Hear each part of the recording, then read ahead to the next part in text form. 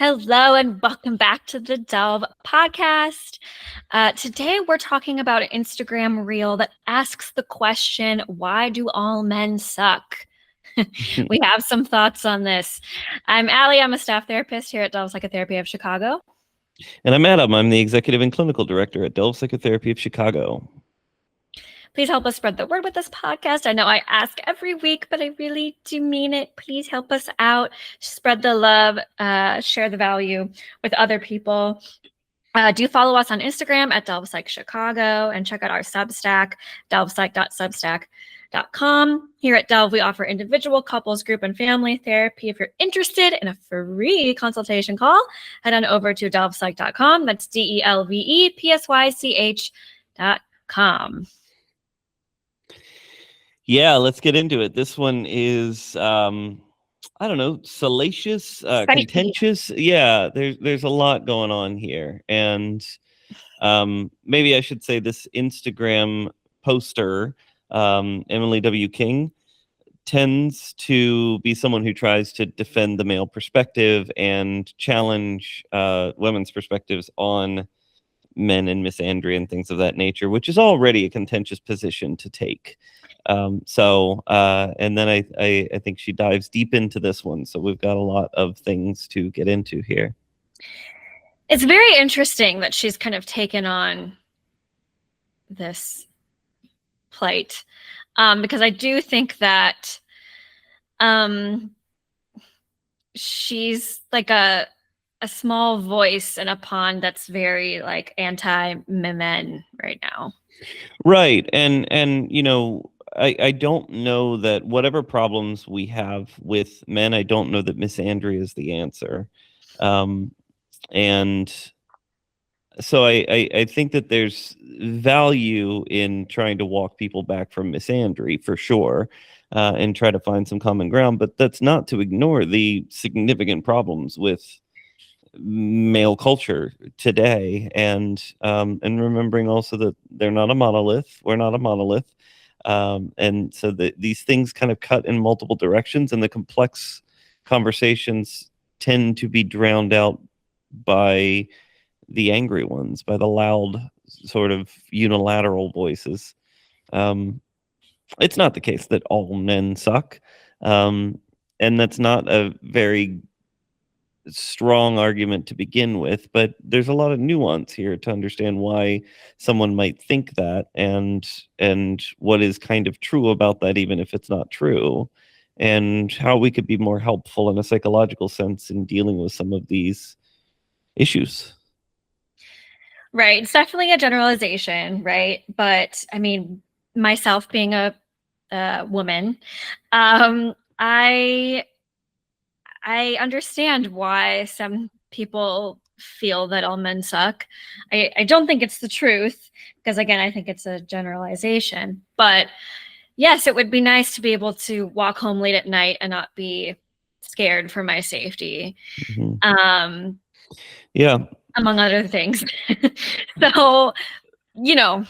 Yeah, and perhaps we should start there. So if you look at most crimes, as I understand it, most crimes are committed by men. If you look at most violent crimes are committed by men. Most gun violence crimes are committed by men. Most gun owners are men. Most sexual assaults are at least reported to be committed by men. There have been some papers that suggested that when men are the subject of a sexual assault, that it tends to go dramatically underreported. So there is some difficulty in quantifying that particular piece, but sexual assaults and even physical assaults go underreported. So the preponderance of evidence is that if we're looking at issues related to safety, intimate partner violence, familial violence, violence in general, societal violence, gun violence, that it's men that are causing the problem. Yeah, so it seems like you agree with this person. All men suck. Case closed. Well, you know, it's interesting, right? Because we have the statistical issue where just because the cause comes from one group doesn't mean that group overwhelmingly kind of represents the issue, right? Like, it is still also the case that the minority of men are committing violence. Most men are not violent. Most men are not, sexually assaulting people. Um, and and I think that that's part of the challenge here, is that everyone has to deal with the fact that men tend to be the source of violence. Men have to deal with that. Women have to deal with that. Trans people have to deal with that. Everybody has to deal with the fact that men tend to be the ones. group from which violence comes. But you don't know. Like, as you said, if you're a woman walking home late at night, you don't know who's safe or not. Yeah. So, and also the disclaimer, as always, like, as we talk about this influencer, Emily W. King, we do not agree with every and all the things that she has ever said. We're just, giving commentary on this specific post that she made. So Yeah. just want to give that disclaimer. Okay, so I think it's called a stitch, where you like you kind of take somebody else's video and then you react to it in your own post. So there's this woman. She says she's 34 years old, and the video starts with her basically saying, can you all men explain to me why you all suck so much? I can honestly say, as a 34-year-old woman, I have not met one good man, she says. So please, someone explain to me why that's the case. It cannot be a coincidence. I've never had a man treat me right romantically. So tell me what's wrong with you guys. You're the problem. Okay. Which is a non-starter, right? Like, that's, I mean, not taking away from the fact that clearly she's had some bad experiences. She's telling us she's had some bad experiences, and there's a reality to those bad experiences. We don't know the context of those bad experiences. We don't know what she's been through. So some of what Emily then kind of gets into here in a minute, I think, is really, really jumping to conclusions. I wish that we could do more understanding what she's gone through and what's real in her experience, while not painting all men as bad necessarily, and trying to help her have some kind of perspective on her experience overall. Yeah, because it is true that from her perspective, she has had bad experiences with men, and it's devastating and upsetting and frustrating. And so that part can be true, and we can empathize with that and process that piece. And then, sort of get into like, okay, how is this about all men now, every man on planet Earth? Because it's not the case that all men suck, and it's not the case that she hasn't met good men. There's more happening here for sure. And again, we don't know if she's experienced intimate partner violence. We don't know if she's experienced some of these things that we were just talking about, which would be valid reasons for her to have significant problems with, fears about, and reservations toward men. Absolutely and completely valid. So, in addition, though, if we come in with that kind of blanket statement, why do all men suck? Explain to me why all men suck. We do kind of eliminate any opportunity for self-examination. Yes, it's all about you all suck. This is not a me issue at all. There's nothing going on with me where I could possibly be biased or my perspective be skewed in any sort of form. So, and very often in these cases, there is a selection bias, which is what I think Emily's trying to get into with some of her comments that you'll share in just a moment. That very often, frankly, nice guys do finish last. That the available man is often viewed as clingy. The person who wants to text you good night and is confident in the relationship and is available and answers when you message and is proactive about messaging you back. Very often that person is viewed as clingy and then rejected. And that's part of the paradox here, is that attraction is so ephemeral. And when we've experienced bad things in the past, very often these kinds of experiences end up getting kind of re-perpetuated into new relationships, which again, we don't know to be the case with her. But often there are selection biases that come into play here. Yeah. I muted myself for a second because I don't know if you can hear somebody like literally next door is shooting off fireworks. It is. Wow. It is past the 4th of July now. Well, And I'm like, in Chicago, the neighborhoods consider the 2 weeks surrounding 4th of July either direction to be a great opportunity for fireworks. And then in many of the neighborhoods also, we got Cinco de Mayo, so that's a great time to shoot them off too. So, excellent. So basically Anyway. May through July, maybe even into August, fireworks. Okay, well, it's a little startling over here. I don't know if you can hear it. I have a really great mic, but anyways. Yeah, it's pretty good. These are cardioid mics, so they focus the sound really close to you, so it filters out a lot of that stuff. So okay, great. Well, if you're hearing anything, that's what that is. It's crazy. Okay, getting my thoughts back together on the pod. Yes, selection bias. It is so interesting. Because I have known of women that are similar in the sense of like, yeah, they don't want the nice guy that is really emotionally available, super responsive, super attentive, shows interest and actually pursuing them. It's like, oh, why are you pursuing me? Like, exactly. Yeah. Which is paradoxical for a lot of these men because then they learn to treat women poorly. They learn like, okay, then don't be responsive, don't be available, don't communicate, don't show up, don't, or don't try, just give up. And so then she probably experienced a few of those guys too, that at one point were available, were interested, were stable, and eventually we're just like, well, that doesn't work. yeah. Ugh. It's so fascinating. So, okay, so I'm gonna read what Emily said in response to this woman. Okay. So she very directly says, "You are the problem." Which I already have a problem with. That's too far. We don't know her story. We don't like Emily's jumping to conclusions there. She's trying to make a very firm point, but we don't know what this woman experienced and why her experiences were what they were. I am quite sure that I'm quite confident that she has some role to play in this and that men have treated her badly. So it's a both and, right?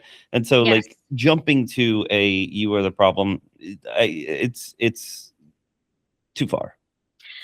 Yeah, both things can be true. Yeah, Emily's very confident in saying this. You are the problem. Mm-hmm. Which I could imagine if she was saying that directly to this woman, like that would just create a whole lot of defensiveness in that woman, and she's not going to listen to anything. Probably Emily did when, at that point. So let's try to meet each other with some empathy and curiosity first. That would be my my critique of Emily's response. But anyways, it's not good for clicks. It's not good for clicks. I know we only have so many seconds, but in therapy world, that would not be great. Imagine if we were just like, you are the problem. Okay. Okay, so then she says, but look, this is a tough situation because she was probably dealt cards in her life that she didn't have any control over. And absolutely, it has shifted her whole perspective on men.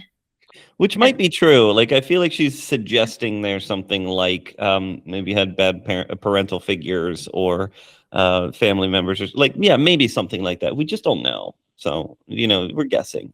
We're guessing.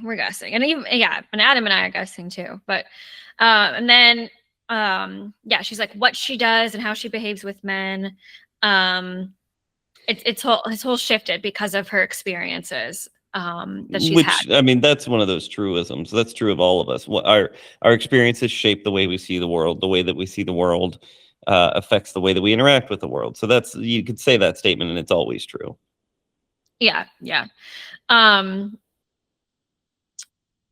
So she says that she refuses to recognize Her partness, I think is what she said. My voice to text isn't 100% accurate.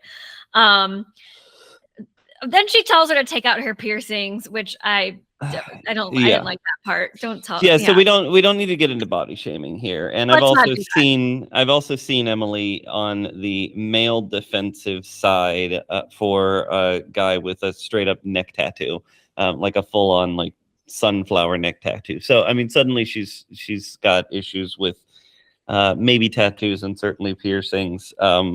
That feels gendered to me. That feels unnecessary. Yeah. And basically it's just encouraging her to just change her mindset, go to therapy, try to change your environment. Um, So, Allie, do you think therapy would be helpful for someone who is posting something like this on Instagram? We're not saying this person in particular, but like, how would a therapist approach a client saying something like this? I do think it would be helpful for this person to try therapy. I think a lot of curiosity about her experience. Um, back to her primary caregivers, like, yeah, right, like what was her dad like, and then what other male figures were in her life, and how were those patterns perpetuated when she tried dating men and having friendships with men, having a male boss, all these other things, like um what sort of like core beliefs does she have about men, those sorts of things, and how do those core beliefs affect how she behaves around men, how she chooses men. um Basically I'd be a lot more curious than Emily was here. Yeah, then jumping to conclusions. Yeah, I mean, I think that those are all really, really strong moves. And I guess I'd also ask the question, how might we deal with the fact that, I mean, some men suck, and maybe even a lot. Yes, I think it's like a yes and kind of thing, right? Like there are some men that suck, and I think that's a piece that also Emily's missing here. Is like we gotta like validate and empathize with the bad experiences that this woman has had with men, because it is true that some men that she has interacted with in life have sucked. Yeah. And you can And imagine. Oh, go ahead. I'm sorry, and I was just going to add there. I would imagine that even the good men suck sometimes. Like, oh, people suck. People suck sometimes. I suck sometimes. Yeah. I haven't experienced that, luckily, but I'm sure it's true. um we're all human, yeah. But you can imagine, like, if, and again, I'm not saying this has happened to her, but like if we're talking to a client who has experienced sexual or physical assault from a man, yeah, it would be hard for them to not paint all men with that certain light. Like it would be hard, I could imagine, right? I mean, And there's a bravery here too on some level. I don't like that she's like kind of coming at all men, but clearly she's trying to keep her heart open, and clearly she's yeah. trying to figure this out. So clearly she's made, it seems like, multiple efforts, I'm guessing, but I mean, it doesn't feel to me like a video where somebody went out with one guy one time, had a bad experience, and then is posting this. It seems like this is somebody who keeps putting themselves out there, keeps risking it. And to have the repeated experience of trying to put yourself out there and it not going well, you can see how Mhm. somebody gets to a point of defeat. But we can also honor the bravery in that attempt as well, that is a person trying to receive love from people. I will also say very, very often, though, one of the pieces that we're missing in this puzzle of bravery and taking risks is the giving part. And I think because there's been so many problems with men over time, and so many women have had bad experiences with men over time, that the guards go up. And so then when men have needs in a relationship, that's the end of the conversation. That's needy. That's, or that's risky, and or that's clingy, or that's dependent, or something of that nature. But we have to remember that everyone in a relationship has needs, and we have to be working together. And also we have to remember that everybody needs to be learning from one another in a relationship and continuing to kind of grow in how they take care of and love one another. And I think very often because of the problems with men, and then the responsive guardedness in cis heterotypic relationships, although not exclusively, let's not forget that men are often violent and assaulty in gay relationships as well, in trans relationships, in poly relationships, that these problems exist outside of the cishet world too. But the guard goes up. And if we're guarded, we're not loving. We have to love verbically. Yeah, I like that. If we're guarded, we're not loving. It's such a I don't know, it's like a cycle, because it's like, yeah, if you get hurt, you're gonna be you might feel like you want to put up your guards so that you're not hurt again. But then if you put up your guards, then you don't have the opportunity to be vulnerable enough to really develop like a strong, healthy, vulnerable relationship. So it's a perpetual, Yeah. a cycle. And the Yeah. trick here is the way out of this that not enough people are talking about in this dating landscape is it's not about finding the right person. It's about finding the right and building the right relationship.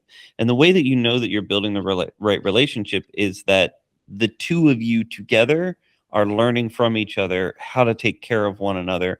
And I mean from date one. I mean, like, but are people listening to one another, adapting to one another, giving in? That could be as simple as like, oh, I'd kind of prefer to sit at the booth over there in the corner. I just feel like I'd be able to hear you better. Sometimes I don't hear the best.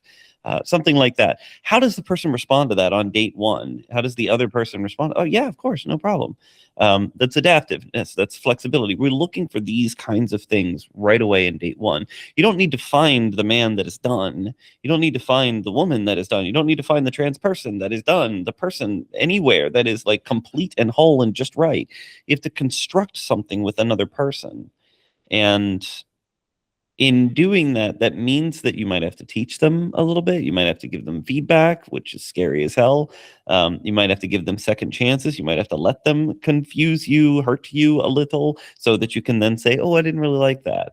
It's not about the fact that they do something you dislike.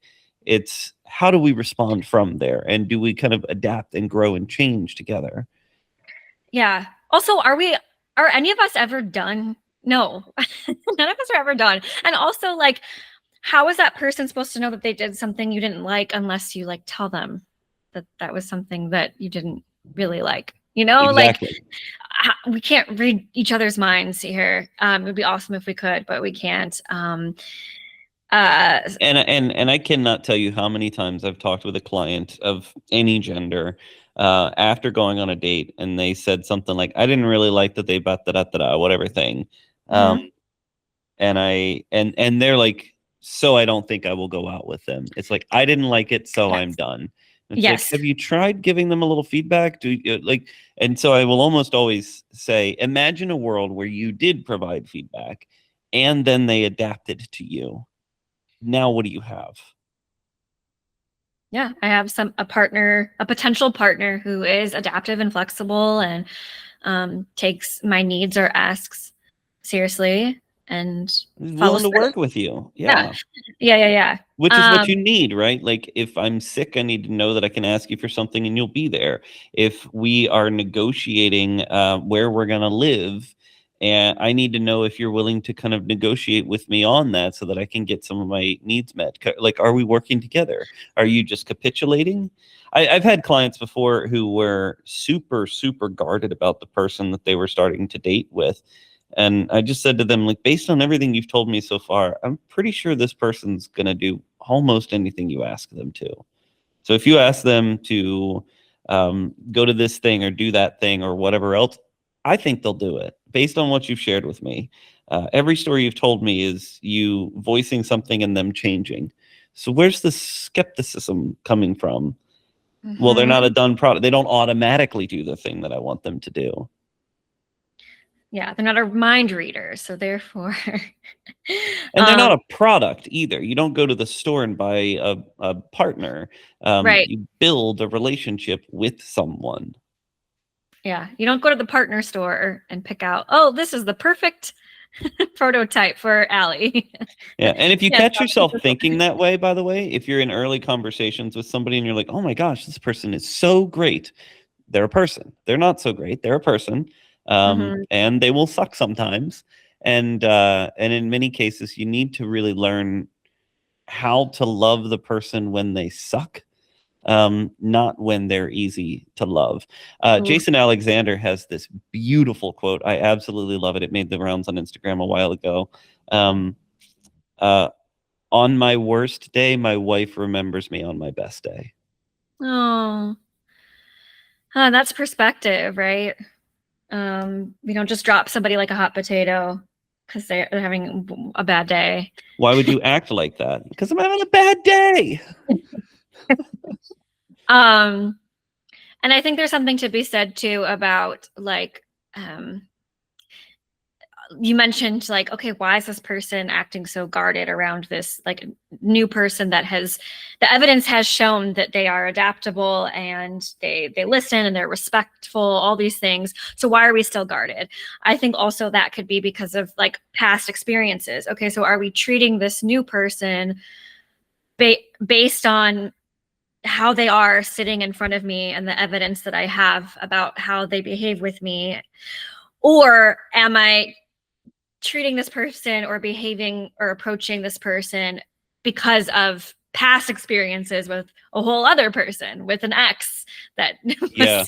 that cheated on me, or people that were not so nice? Like, this is a Yes. new person in front of you, and you're bringing the baggage from the other person to this new person who doesn't deserve that. And so something that came to my mind was like, imagine this woman sits in front of one of the quote unquote good guys, and she asks this good guy, why do all men suck?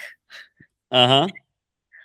I don't think this guy is going to be very interested in continuing to If date he's a this good guy, person. he's probably also got good boundaries. And so when he hears that, he says, I think, have a nice night. Right? Because like, he's probably going to think in his head like, okay, so what does this woman have?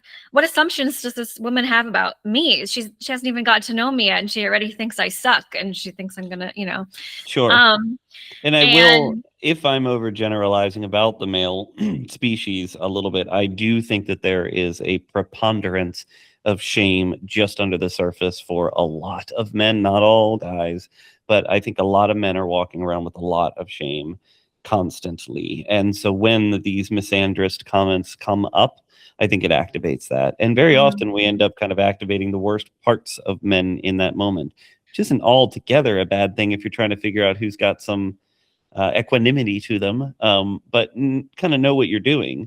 Um, I think a better comment to make with guys, if you've had some of these bad experiences before, is to say something like, I've had some bad experiences. I am a bit guarded. I want to go slow. And also, could I talk to you about this sometimes, like what I'm afraid of?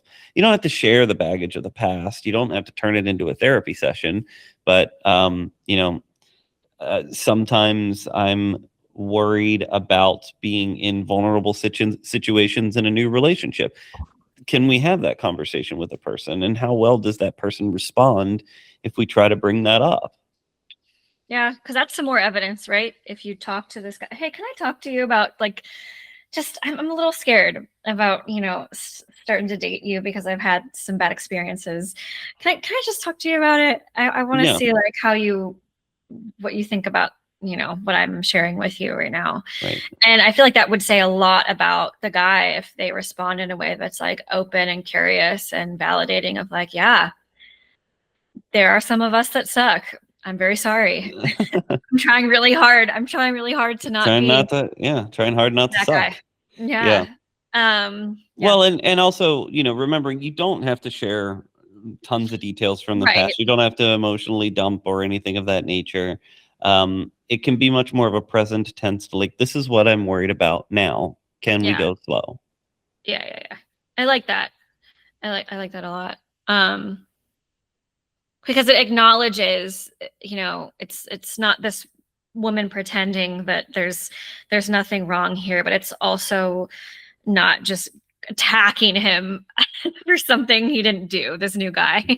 Well, and if you're looking for something like marriage and you've had bad experiences with men in the past and you are looking to build a marriage with a man, then you're wanting, I think, to create something of a protective shield around you forever into the future with this person, like bringing them into your struggle with the dangerousness of men in society is a part of the protective need that one might have.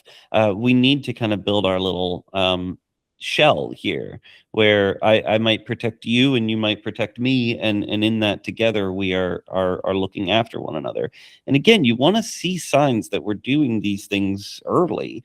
It doesn't have to be everything all at once, but little conversations about like, yeah, I do worry about my safety. And some responsiveness to that and Mhm. some openness and some curiosity about what are some things that we could do to help assure that you feel more comfortable and more confident and more safe. We're Mm. we're creating our own little bubble together.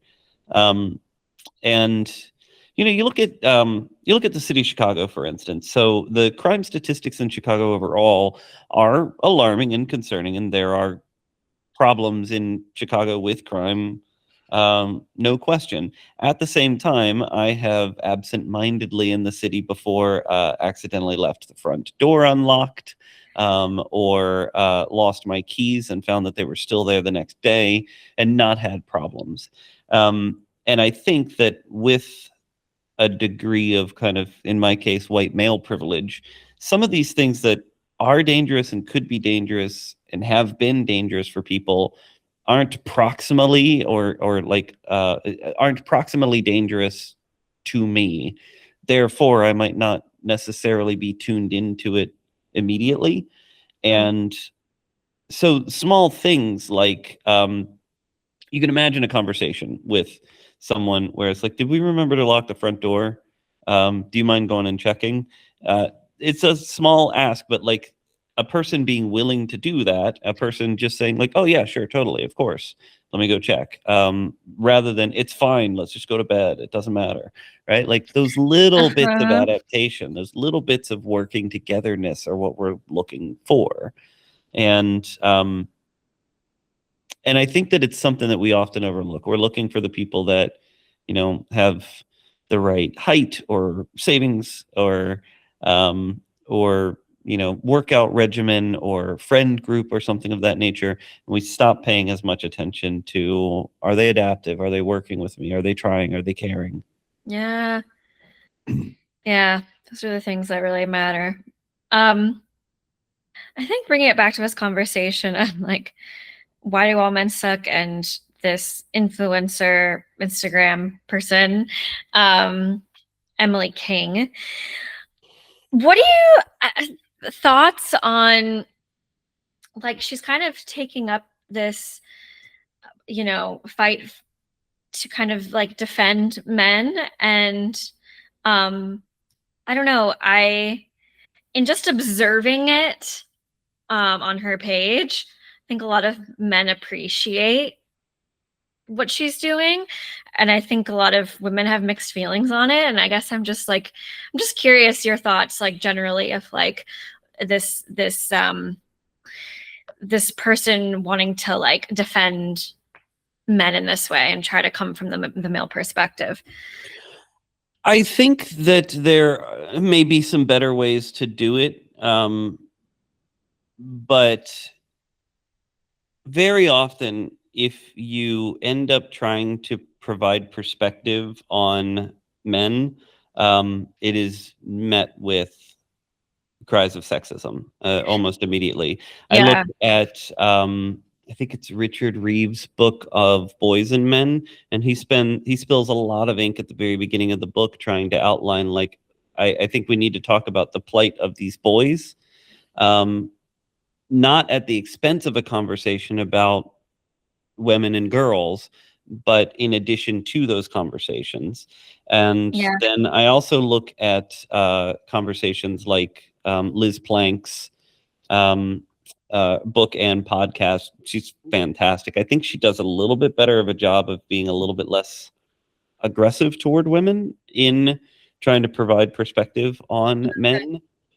At the same time, I think what Emily seems to be trying to do is like shake people into waking up a little bit on some of these things that, you know, I agree in general that the idea of taking a misandrist approach to this is probably not going to work to acquire love.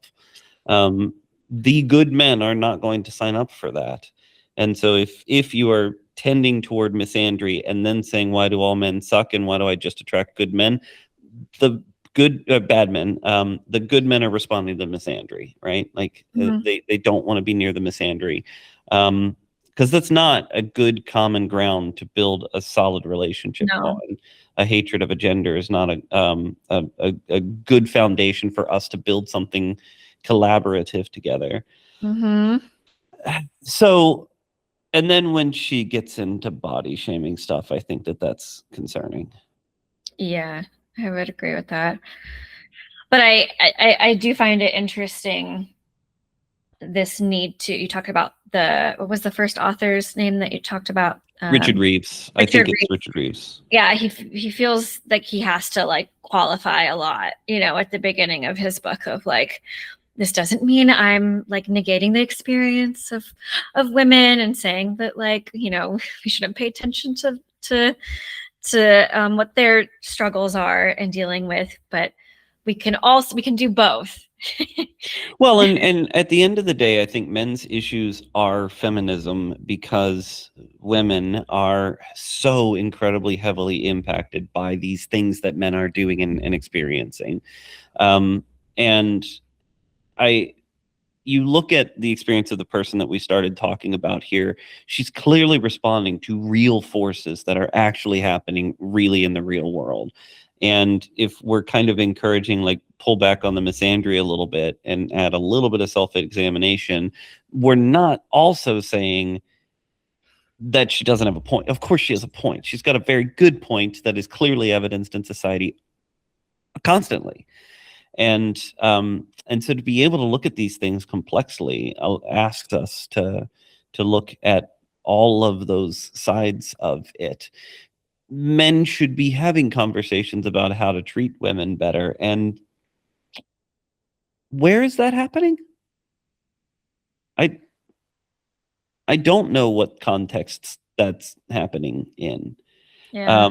And I will say that when I've been in certain, especially sportsy contexts, that's not what's happening. The conversation isn't how to treat women better. It's far more like they're not around, so let's just say whatever the fuck comes to our mind.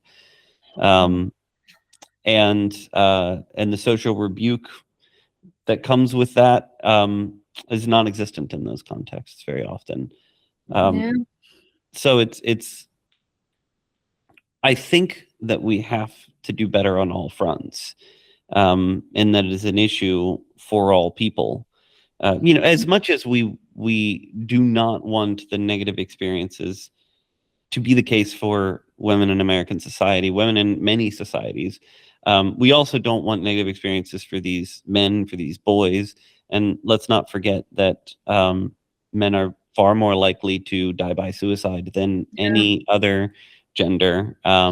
Actually, I need to check whether that is the case with respect to trans individuals. That might not be the case with respect to trans individuals, but men die by suicide. Black men in particular die by suicide at especially alarming rates. And so the end consequence of some of that shame that I was suspecting is under the surface before, the end consequence of loneliness, of depression, is a loss of life. And we're not looking for that for our brothers, sons, husbands either. And so we have to do better across the board. We have to create a better society on a lot of these gendered issues. Yeah. So it's okay to care about our men And because we don't, we don't want those outcomes for them. And also to your point, like if we take care of men, then in turn that can help women's experience with men, right? Because if they're having more of the conversations of like how can we treat women better, and the culture is changing with men and how they behave, then that will affect women too, Absolutely.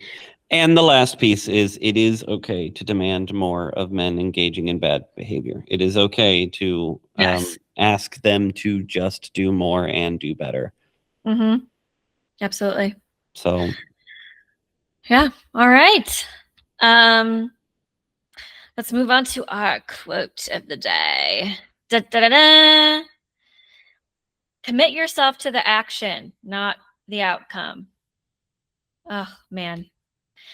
I mean, yeah, I think it's what we talk about all the time, not being like outcomes focused, and it being more about the doing of the thing, the process of doing, because you can't always control the outcome, but you can control your commitment to pursuing the thing.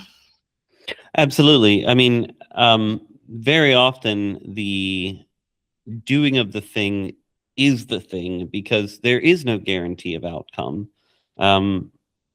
And so you have to do it with no promise of outcome. You have to, put in the effort knowing that it may or may not pay off. If you live your life in strict, how do I want to say? If you live in an outcomes oriented way, then those moments in which you get a thing will be fleeting. And the moment that you get it, you have to start again for the new thing. But if you live your life far more in a kind of an active engagement with the activities you mean to engage in, then it's far more present tense. And you're always kind of working on the things that you want to work on rather than getting what you want to get. So once you get it, you're the dog that caught the car. Now what? Now what? We always want the next thing. Most of your life is going to be the pursuit of the thing. The actual getting of the thing is going to be 5 seconds. That's why like actors, when they win their Oscar, they're like, okay, can I win 2 Oscars? Right. It's never You enough. know, it's never enough. And like, okay, so again, for instance, with my actor people, like, would you be happy pursuing acting for the next 5-10 years if you didn't book a series regular? Right. Would you? Because that's the very conversation we're having right now of like process versus outcome. Because if it is about getting that series regular, then yeah, you're not going to be happy. You're going to be miserable if you dedicate your next 5-10 years to acting and you don't get the thing. But if I can ask you, and like, would you be satisfied and fulfilled if you just did the thing, auditioned for the next 5-10 years and didn't get that? Would you think it was a waste of time? And if you're able to sit there and say, no, you know what, like I lived my life the way I wanted to live it, then great. That's more of a process focused mindset, and what you have control over is just doing the thing. So anyways. Yeah, absolutely. Most of the getting of a thing is the preparation to get you there. And Mhm. so if the mentality is constantly at the end product, you're gonna be waiting a long ass time, and it might be a struggle to stay in the right mentality when you need to do 2 years of preparatory work or classes or grind of some kind or Mhm. something else. Like we've talked about here before, much of the work of acting is auditioning or doing something else entirely. And so it's not being up on the stage and winning the award and smiles and tears and thanks. It's I'm sitting alone in a dark room trying to kind of like practice my craft where no one can see it. And it might not ever do anything for me, but maybe it will, but maybe not. Yeah. If you're pursuing acting solely for that moment that you go up on stage and accept the award, you're going to be miserable as an actor. You're going to be miserable. Yeah. But yeah, I mean, I think being outcomes focused, I think is a very, dare I say, capitalistic sort of mindset of like, I have a thing to show for the thing I've been doing. And can we be more present and just have it be about doing the thing that fulfills us or excites us? Yeah. Absolutely. Yeah, much more present tense, much more kind of experiential. Be in the moment that you're in rather than imagining something that you're not. Absolutely. All right. There's some more fireworks that have started, so I think this is my cue to send us off for today. Thank you for joining us. As always at Delve, we offer individual, couples, group, and family therapy. Head on over to delvepsych.com, delvepsych.com for a free consultation call. Follow us at Delve Psych Chicago on Instagram and on Substack at delvepsych.substack.com. I'll see you next time. All right. Thank you so much. See ya. Thank you. Bye.